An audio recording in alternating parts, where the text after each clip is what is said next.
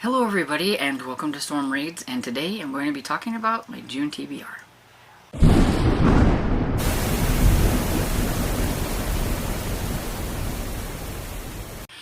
So in June there are a couple of readathons that I'm going to kind of loosely participate in. The big one and the main one is the Amazing Readathon that's hosted by Bree. She is the creator, and then she has a slew of co-hosts, and I will link them down below.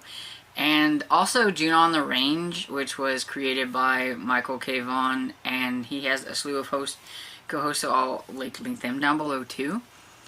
But I'm very much a mood reader, and last year it about burnt me out trying to participate too hard in the Amazing Readathon, so this time I'm just going to be happy if I can find a book that hits the prompts when they dropped.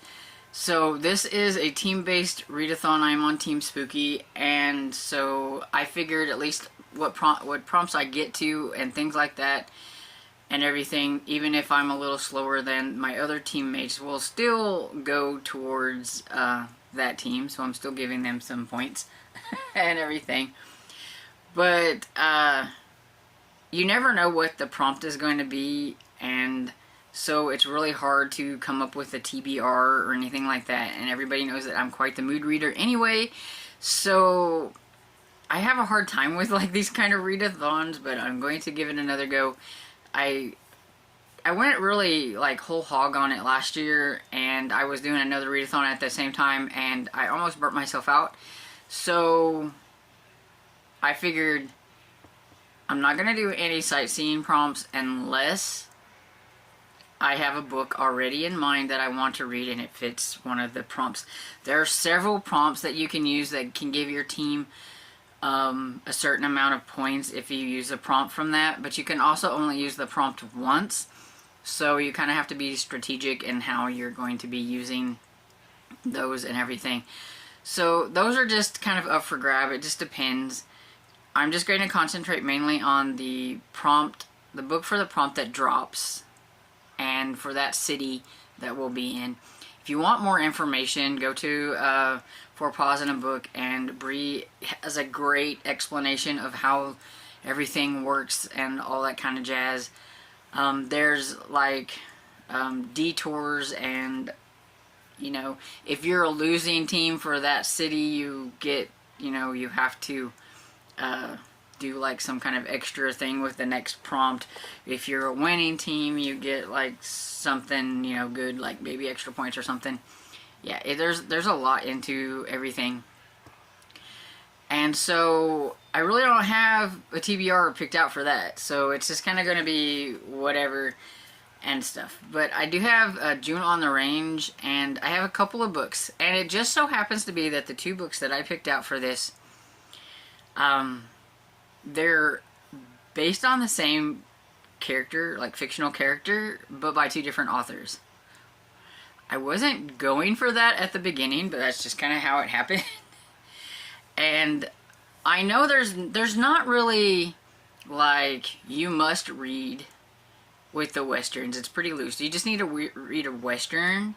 But I know that Michael K. Vaughn wants you to read at least one Louis L'Amour and one Zane Grey. But that's not me. But I do have one Louis L'Amour book on my TBR, which is Rustlers of West Fork by Louis L'Amour. And it is the first book in his series that is based on Hopalong Cassidy. I always liked watching Hopalong Cassidy. That was one of the westerns that I remember watching whenever I was a kid. I watched that with my dad. He loves westerns, and it's just the one that sticks out in my mind the most. And so I thought it would be fun to read books based on them, since I actually found some Hopalong Cassidy novels when I was thrifting, and I actually ended up with the first one, which is Bar 20, and this one is by Clarence E. Mulford. And so, but it is a Hopalong Cassidy novel and stuff, so I thought it would be kind of fun to compare the two to see which version of Hopalong Cassidy I like. I will say that this one does not remind me of the character that I used to watch on the old black and whites. and everything. And this book is pretty beat up and old. It's definitely seen better days and about to fall apart and everything. So I am waiting. I'm on hold. Who would have thought? On hold for this on audio and everything. And the Louis L'Amour one will be on audio too. I do better with my westerns if they're on audio. I will admit I'm not a western reader, but I'm trying to get into them a little bit and everything, and so we'll just have to see how it goes. I read a couple last year, which was the first time I really read westerns, and thought, you know what, they weren't quite as bad as I thought. So if I give them maybe a little bit more of a chance each time, maybe I will get into them a little bit more. We'll see how it goes. So that's the only two I have for that readathon. And then I have books that I want to read or need to read, or our buddy reads and things like that, that I will hope that will fit a prompt for the Amazing Readathon, but if they don't, I'm still going to be reading them anyway. And so the first one is The Case of the Velvet Claw by Earl Stanley Gardner. I've been wanting to get started on this series ever since, I'm going to forget her name. I think it's Katie from Alice Wonder. Oh, she's changed her name, so I'll have to link it below. But she sent me the very first one because I didn't have it. I had like number 2 and I have a lot of the other ones, but I wanted to start with number 1, as everybody knows. And so this one is number 1, and it's really short. And I'm on Team Spooky for Amazing Readathon, which I never really explained, but that's for mysteries, horror, and thrillers. So like this definitely fits for like the mystery and everything. So, you know, it could be a contender if the prompts are right. I have no clue what this is about. I don't really want to. It does say Eva Better was in double trouble, so I guess we'll see. And then I'm still currently working on While Still We Live by Helen McInnes. I never got very far into it, and I want to continue on with this one. I was just really trying to get as many middle grade books in as I could during middle grade May, and so now it's time to read other books. Though I'm not going to say that I'm not going to read middle grade, but going to be a lot more adult books in this TBR. And so we have this one, which is a spy novel set during World War II, and the girl gets mistaken for a spy, and somebody's gonna have to help her out of that trouble. So we'll see how that goes. And then I have a couple of buddy reads, and so the first one is The Presence by Heather Graham, which is a Harrison Investigations number 2 that I'm going to be reading with Barb. We weren't huge fans of number 1. But the Harrison Investigations is kind of like the prequel to like the Crew of Hunters series, and we were curious about it, so, or at least I was, and I tagged her along. But so we've decided to try the second one to see how it goes, and hopefully it's better. I don't really know anything about it. I just know that this one is an eyeball reading book, so hopefully I can get it done. But yeah, I couldn't find an audiobook for this. I don't have Audible, which is probably where it is, if there is an Audible one for it, or an audio one for it. I can speak. And so I got the ebook for it, so we'll see how that goes. And then Stormfront by Jim Butcher, which is the first in the Dresden Files series. I'm going to be buddy reading this series again, rereading it with Amy. She is a subscriber and she's on Discord and everything, and she knew that I had talked about wanting to reread it, because now I'm caught up with it, even though I'm totally ticked off at the author for what he did to me in the last book that has come out. It's one of my favorite series, and I would like to reread it and see if I can like pick up on some things now that I didn't really, pick up on beforehand, because it's been a long time ago since I've read the first one. So even though I remember the gist of like the overarching story of the Dresden Files, I have forgotten a lot of like the little details. So it would be kind of fun to go back and revisit it. And so I'm going to be doing that with Amy. And maybe possibly dragging my friend Barb along too if she wants to.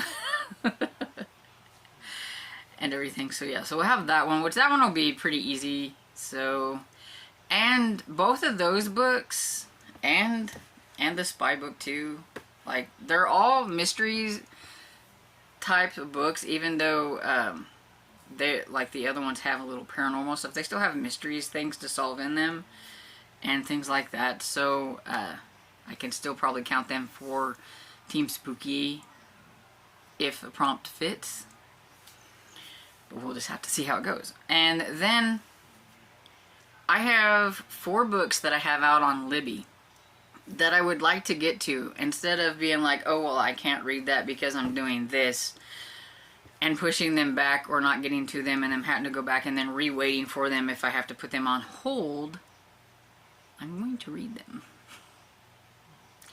And the first one is If Something Happens to Me by Alex Finley. I really like Alex Finley's thrillers. He hasn't let me down yet. We'll see how this one goes. I haven't given it his less than, like, I think 4 stars or maybe 3.5 stars. So, I mean, they've done really well and everything for me. And this one I know is about a couple that were together at the beginning. Something happens, and then the guy wakes up and the girl is gone, and then it's like forward. He's trying to get on with his life. Changed his name because people kept associating him with that and kept calling him a killer and all that stuff, because they never found the girl, and they think that he did something, but he doesn't remember anything. Kind of, like, very little bit. He has like a memory of like somebody with a missing pinky. I have read a couple of chapters in it, so this one could fit for a mystery prompt.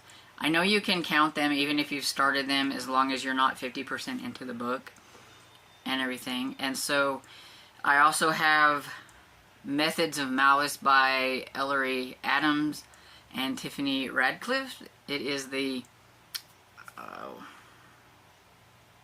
it's the next one in the Hope Street Church Cozy Mystery series that I need to read. I don't remember which one it is. And I don't know what it's about. I just know it's the next one, and I've been waiting to get to this one, and there's finally, I'd been waiting for an audiobook, and then I finally got the audiobook, and then I had to wait on hold for the audiobook, and so now I want to read it so that it doesn't go back on like a hold since I've waited this long. And then the next one I have is To Slip the Bonds of Earth by Amanda Flower, which is the first book in, I think it's the Catherine Wright series, which is the historical mystery series about the Wright brothers' sister. And I don't really know a whole lot about that one, except for I know I need to read it. And then I have one middle grade book that I didn't get to, and that's Onika and the Heroes of the Dawn by Tolo Okugwa, which I'm probably butchering that. And this is the 3rd book in the Onika series, and this is the series with the girl with the magical hair. And so I'd like to see what's going to go on next with that one. Everything. I want to keep caught up with that series, so I do need to get to that one. And yeah, that's pretty much all I have on here. Oh, I am continuing my buddy read with Nicole, and we're reading The Mysteries of Paris by Eugene Sue. We are currently this far into it. We've only been reading like 1 chapter a day on it, and just reading 1 book because it's separated out into books. And so we're going to be going on to book 4 and everything. I don't know how many chapters are in book 4, but we'll read like 1 a day, and then whenever we're out of chapters, then it's kind of like we get to rest and read whatever we want for the rest of the time. So yeah, I don't know. Some of the chapters are super short, some are longer, some you kind of want to read like the next one to see what's going on. Sometimes you're like, oh, is this one ever going to get over? So, you know, it's a mixed bag. Mystery after mystery after mystery in this book, and while I think it's kind of slow and boring at some points, I'm actually kind of curious about what's going to happen with some of the characters. And right now, he is leaving me hanging with what happened to Songbird. And I want to know. I don't really want to know about these other characters. I want to get back to Songbird because I want to know what happened. So, but yeah, it's kind of fun reading it with Nicole, and being able to talk about it and everything makes it a little bit more interesting. But yeah, that's everything. And so let me know, are you participating in either of these readathons? If you're on Amazing Readathon, which team did you pick? I would like to know, especially if you're Team Spooky. And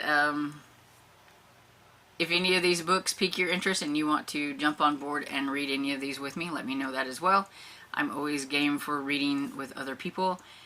And I hope you enjoyed this video, and if you did, please give it a thumbs up and subscribe, and I will see you all in the next video. Bye!